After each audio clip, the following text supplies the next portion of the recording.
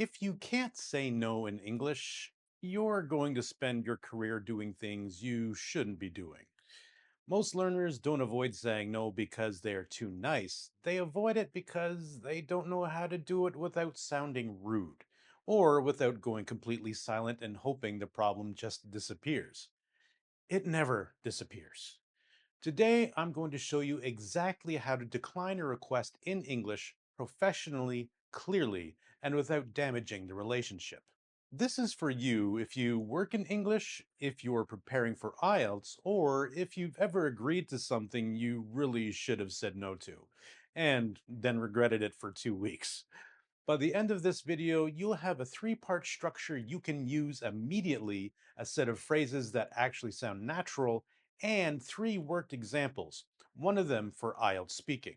If you are new here, I'm richardg.xyz and I teach English at www.richardg.xyz.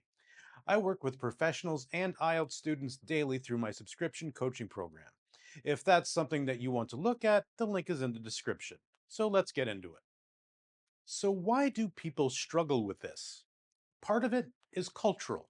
In a lot of languages, a direct refusal sounds harsh. So learners either over apologize, which sounds strange and a little desperate, or they go vague, which is even worse. Vague is not polite. Vague just delays the problem, and it often leaves the other person confused. They don't know if you said yes or if you said no. English, especially in professional settings, actually has a whole system for saying no clearly while keeping the relationship intact. You just need to know how that system works. Here's the structure, three parts. 1. Acknowledge the request. Show the other person you heard them and you're taking it seriously. 2. Give a brief reason.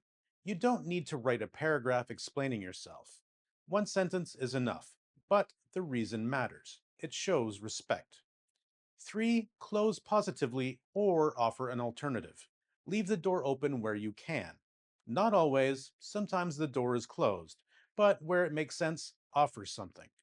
You don't need all three every single time, but in most professional situations, this structure is what separates a good refusal from an awkward one. Let me give you some phrases, real ones, the kind that actually come out naturally. First, to acknowledge the request, you might say something like, "Thank you for thinking of me," or "I appreciate you reaching out," or "Thanks for sending this over." Then to give your reason briefly.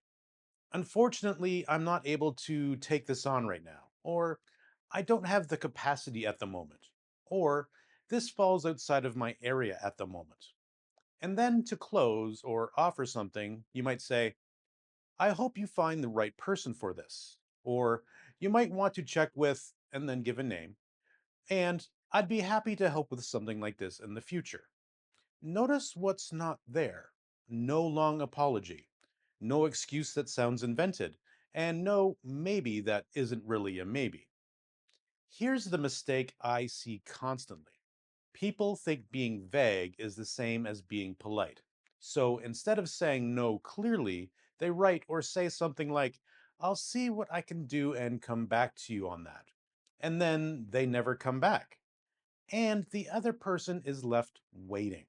And now everyone feels worse than if you just said no in the first place. Vagueness is not politeness. It's just a delayed problem with interest added on top.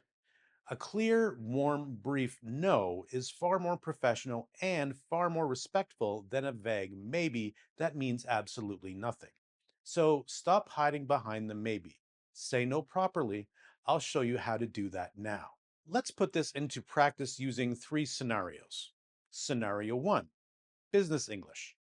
A colleague asks you to cover their presentation on Thursday. You have a confirmed client call. You can't do it. Say, "Hi James, thanks for asking. I'm afraid I won't be able to cover the presentation on Thursday. I have a client call that's already confirmed. You might want to check with Laura as she's across the project. Hope it goes well." Short, clear, not cold. That's what you're aiming for. Scenario 2, Business English again. A client asks you for a discount. You can't offer one. Thank you for raising this. I understand budget is a consideration, and I wish I could offer more flexibility here. Our pricing reflects the level of service included, and I'm not in a position to adjust it at this stage. If it would help, I can walk you through exactly what's covered so you can weigh it up. Notice what happened there. You said no to the discount, you didn't say no to the client. You gave them something else instead. More information, more clarity. That's a professional no. Scenario 3, and this one is for the IELTS students. In IELTS Speaking Part 3, the examiner might push a position on you. Something like, do you think governments should fund all university education? You might not agree with that, and you should say so. That's a position I'd have to disagree with, actually. While access to education is important, placing the entire financial burden on governments isn't realistic in most economies. A mixed model, where costs are shared between the state and the individual, tends to be more sustainable.